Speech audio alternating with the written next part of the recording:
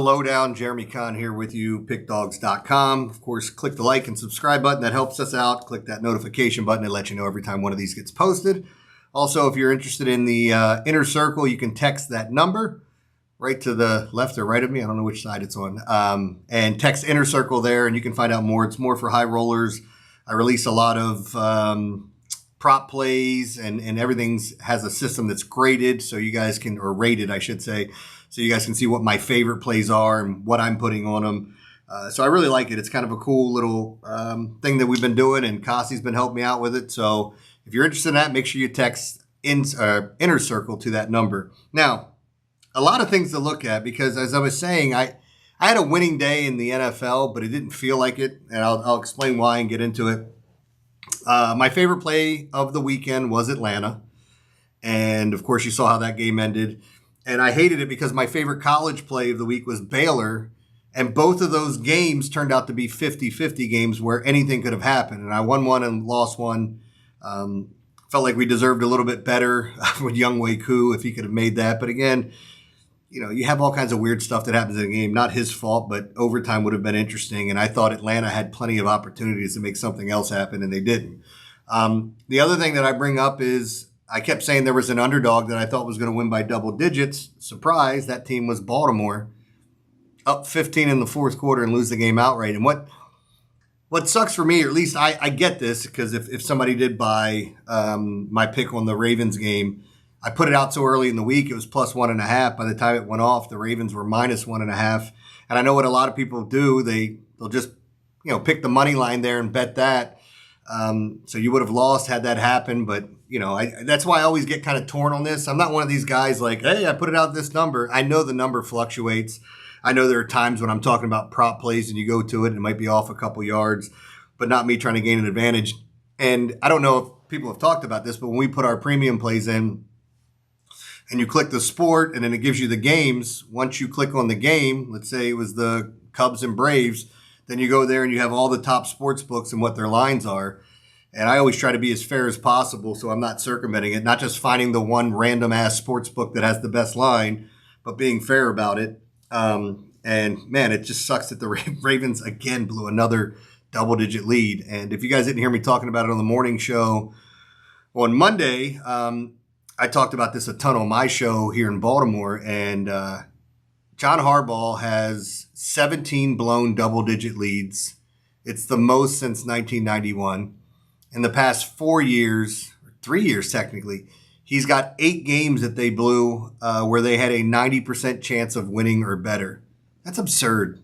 And as we were talking about it today on my show, it was a situation where even if you go back to the year that the Ravens won the Super Bowl in 2012, they blew a double-digit lead in the Super Bowl, and if they call the holding call that they probably should have called on Jimmy Smith in the end zone on Crabtree, maybe the story's a little bit different. The Ravens aren't having a parade and holding up the Lombardi for a second time. So I don't know, man. NFL is interesting to me. Just to recap what I had, and I know I told some of you guys in Monday's podcast about what I was on. So I like the Jets.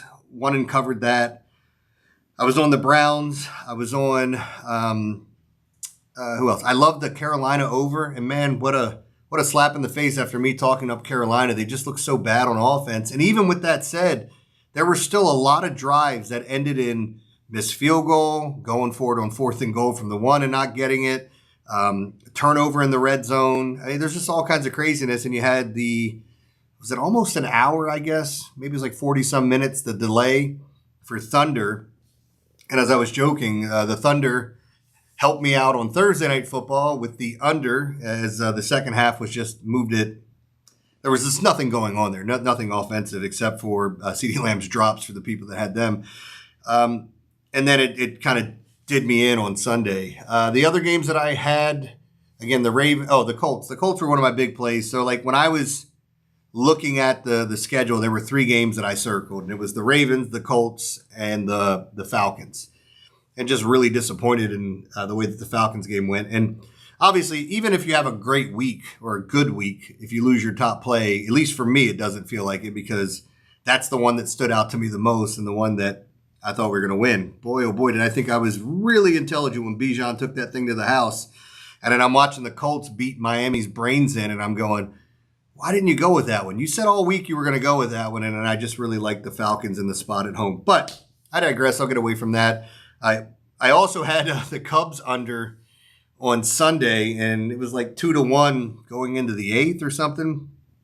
I forget how it unfolded because I was watching too much football. I was counting that out as a win almost, and then I went back and checked it, and I was like, wait a minute, am I on the right day? Yeah, the Nats scored 5 runs in the 9th, just for it to go over the total. Man, what a year it's been in baseball. Some strange things have just continued to happen. Now, as far as Monday's games, full disclosure, I was on the Bears over. There were some prop plays that I gave out on the morning show on Monday. I liked Jordan Mason over his rushing yards. I liked Aaron Jones over his receiving yards. And I liked Justin Jefferson to go under the 6.5 receptions. I was looking on the Bears side. I liked Rome Odunze to under his 4.5 receptions. Didn't pull the trigger on it. I kind of liked DJ Moore under his receptions. And I was looking at possibly going to the over with DeAndre Swift on his combination receiving and rushing. Because he's a lot like, I think his game's a lot like Bijan's, where it's, yeah, you're going to get your fantasy points, but you don't know if it's going to come from receiving or rushing. So combining them might be the better option at times, depending on what the number's at. And I thought his receiving prop numbers were a little too high, which elevated the other spot of it, when you combine them. And as I was looking at my algorithm, the number was close, but not close enough for me to bet. The other ones just really stood out to me. But again, I need to see Chicago to see what this offense looks like. I think they held some things back against the teams in preseason, and I think Ben Johnson's going to open it up. There are weapons on that team, and I am excited to see what happens. But forgive me for the yawn. The Ravens played late last night, and full disclosure, as I've said, I didn't make it to the end, and I was so pissed as I'm getting older, and now I had that surgery. I get my stitches out of my throat tomorrow, or today as you're watching this, on Tuesday. My sleep has gotten better, but it's weird. I still, instead of waking up 12 to 13 times a night, I wake up about 3. And last night I slept 4 or 5 hours, and then woke up and saw that my alarm was going to go off in about 2 hours. I'd fallen asleep during the Ravens game, and I'm reaching over for my phone, and I'm looking at it, and I can kind of make out things with my eyes, but I really can't read or see if the numbers are big enough. You can kind of figure it out, and I'm like, that looks like it's 41-40 in the Bills won. So then I got to go grab my readers and put them on. I was like, holy hell. And as I see that, it kind of wakes me up a little bit too. So I laid there in bed for a few hours and just said, all right, you know what? I'm getting up early. I'm just going to drive into the radio station. So I think I got to work before 5 a.m. where I usually get there right around 5:30. But just started diving into Monday's slate, and it allowed me to do some more work. So maybe there's a nap in my future today, but we shall see. As far as the baseball side for Monday, I was on, I talked about it on the morning show. I liked Neto over his 1.5 bases, and I liked him the homer. I liked Pete Alonso. Pete Alonso was the one that I found some interesting stuff about, where he's hitting 327 off Aaron Nola. And oh, by the way, that's a lot of good Aaron Nola in there, where he's got an ERA of almost 7 this year. Doesn't mean Aaron Nola can't come out and just kind of figure it out in a game and be a really good pitcher against this Mets team, but I'm going to play the odds of a guy like Pete Alonso getting a hold of one here. But I do bet him over 1.5 bases and maybe sprinkle a little bit on the home run. And I liked the Angels in their game. I did like the over there, but I was on the Mets and Phillies over as a play as well. So not much for Monday. And as I said, I've been killing it on prop plays, especially in the NFL and college. I can't bet college prop plays in Maryland, but I still do my research because, I know there's people out there that like that stuff. But usually when I'm doing my write-ups, I don't put prop plays on the premium side. I guess I technically could, but I just never have. So what I like to do is, if there's something I really like, I usually throw it in behind the paywall and telling you some of the players that I think are really good to kind of attack in this game and what prop plays really stand out to me. So in case you want to bet your same game parlays, maybe you want to bet them straight, all kinds of options there. All right. So let's just dive into this baseball slate. There's some interesting games today. There's some weather that's going to factor in. I think we're talking about most of the games that have significant weather.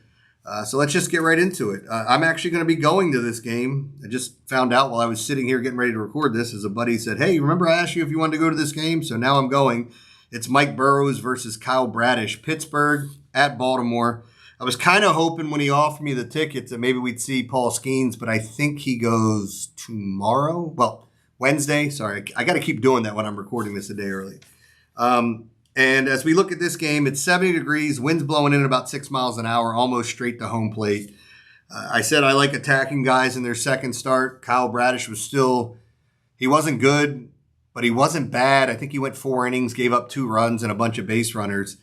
This guy can still be lights out, and I think he just mows down this Pittsburgh team. I don't know how deep he goes in the game. Remember, in his first start of the year, he struck out 10 in 81 pitches, so he's very capable of doing that. And I think Mike Burrows is solid, not spectacular, but against this Orioles lineup, can he keep them at bay? I'm going to take the under here, I think, or lean towards the under. I think it's a good spot to look at that, especially with Bradish on the bump. And it's funny, the algorithm I use for my player props, the one thing that's caught me off guard is that every day, and it must be just the history of Trevor Rogers, because every day that Trevor Rogers pitches, he's in like the bottom 8 of pitchers on the algorithm. And I'm looking at it going, this can't be. He hasn't given up more than 2 runs in any game. Like, he's just been lights out. He's been the best pitcher in baseball, but it still doesn't like him. So I think maybe some of the historical data is messing with it. But I still trust the algorithm. It's been great for me, and I'll continue to use it. Now, let's go to game 2. It's the Mets at the Phillies. And we were supposed to get Sean Manaea in Monday's game, but they scratched him and went with the youngster, who I really like. And then on top of it, they're moving Manaea to today, this game. And sometimes that worries me as I look at, was there something barking? Did he just need an extra day? Did you think this was the better option? Because it's the same team. They didn't move him to play against a team of a game that they thought was more important. There couldn't be any more important game for the Mets and Phillies than playing their opponent here. 70 degrees, winds blowing in at about 8 miles an hour. I really wanted to like the under, and I think I may end up liking it. Manaea is one of those guys. Again, lefty, numbers don't look good, but I like lefties against Philly because, not that it eliminates it, but you're hoping you can neutralize some of that power from Bryce Harper and, more importantly, Kyle Schwarber. But yeah, I think the right play here is Philly. I'm going to back Ranger Suarez in a game against Sean Manaea. Just got some questions there. And I do think the under is a good play, but I'm going to lean towards the Phillies in this matchup. This is another one. Here we go with, we got some wind going out in the next 2 games. We start off with this. It is the Red Sox and A's. Wind out at 8 to 10 miles an hour. It's 74 degrees there. Dustin May back pitching again. Jeffrey Springs for the A's. As I've talked about this bandbox of a stadium, you'd love it to be a lot hotter if that were a possibility. It's warm. It's just not the heat that you like, but with the wind blowing out in that bandbox of a stadium, as I've said before, yes, please. I like the over. I know Jeffrey Springs is capable of coming in and limiting some damage here with the Red Sox. I might even look at Jeffrey Springs K-prop. I don't have any of that in front of me, and it's a day early.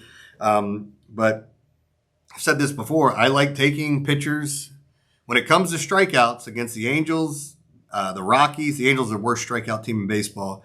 The Yankees, the Red Sox, the Orioles, those are all those bottom feeders. Even the A's I would attack in certain situations because those guys, a lot of long swings there, some power. But yeah, I think the over looks good here between these 2 pitchers. That's where I'm going to lean, and I'll be taking a long peek at Jeffrey Springs over strikeouts because I think he's very capable of getting it done if he's around 4.5, maybe even 5.5 with how much the Red Sox strike out, but we shall see. Now let's get to this last play. It's my free play of the night. It's with the Twins and Angels, and I said I was on the Angels on Monday, and I like the over there. Liked a lot of bats in that game. In this spot, it is 75 degrees. The wind's blowing out at about 6 to 7 miles an hour, and we get Zebby Matthews. You can definitely look at his K-prop against the Angels. I have to see how inflated it is, but he can get Ks just as good as, with a lot of these guys on the Twins team. I think the Twins have a bunch of guys that were good at getting strikeouts. Now, the front runners like Pablo Lopez and Joe Ryan and those guys. But even the likes of Bailey Ober, he does hit a ton of bats, a fly ball pitcher, but his strikeouts can get up there. And I think Zebby Matthews is a guy that can definitely get some Ks, especially against this Angels team. But scary proposition with him is he's going to give up a ton of hard contact too. And the same thing applies with Kyle Hendricks, who is I mean, I don't even know what you want to call him at this point of his career. Last time I made fun of him for not getting any strikeouts. I think he struck out 9 guys in a game. But routinely, his strikeout props right around 2.5 or 3.5. So very much so a pitch to contact and hoping to get his ground balls and soft contact. But my free play in this game is going to be on the over. I like the bats way better than I like the pitching lineup here. And again, as I've said this, I know they're going to win some games. I know they'll show up for a few. But this Twins team about 3 weeks ago went Cancun on 3, and they've been done. So, yeah, give me the over here. I think it's a good play, and I'm pretty sure I'm going to be on that, maybe on the premium side, so they call it a freemium. I do want to say this. One of the things I found interesting, and I asked to make sure I could talk about it because I think it's brilliant on the guys' parts that did it. Like, we all have our packages up over at Pickdawgz where you can purchase them. We have season-long, month-long, week-long, 3-day package. And again, I put out my football plays. If you want to buy a single one, feel free. I think the packages are the best. But what somebody did is they just came in and bought a 3-day package for $79.99 and got all my college football plays on Friday, Saturday. Got all my NFL plays on Sunday. And I just thought that was something really sharp looking at it, as you're saying, hey, this is a better advantage of, or a better buy for me and take advantage of it. So, yeah, I mean, it's something that everybody can do. I think it's a great way if you're looking to get the picks. But again, appreciate you guys watching this and listening. And we'll be doing another podcast tomorrow. We got more football coming up. As I've said, NFL Week 2 is the being Week 2 overrated. I think you start looking at where people are all of a sudden are going, hey, I think this is who this team is. And it's just a total, I said overrated, overreaction. It's a total overreaction to some of the things that I've seen. But as I looked at it, I don't mind talking about it. As I look at the early slate, I think Indy at home against Denver is pretty interesting. We get a rematch of the Super Bowl with the Chiefs. Chiefs not wanting to go 0-2 facing Philly. Both of them with a little extra rest to get ready for this game. Not that that's a huge impact, but I do think it matters. But both of them have had, what I guess the Chiefs would have had less with that 13-hour flight back from Brazil on the losing side of it. So I'll be keeping my eyes on all those things, and I've talked about this before. I like betting on teams that go on the road after Monday Night Football, especially if they were on the road for Monday Night Football. The Vikings have their home opener next week, and I think the Bears, I forget who they play, but doesn't matter. We'll get into that this week. I'll keep talking about some of the NFL games throughout the week, but that's it for this. Appreciate you guys listening. Make sure you check out everything over at pickdawgz.com, and I'll be back tomorrow. And don't forget, I do come back every morning and post the results of my algorithm for weather, so you guys can see what's going on in said stadium. Thanks so much.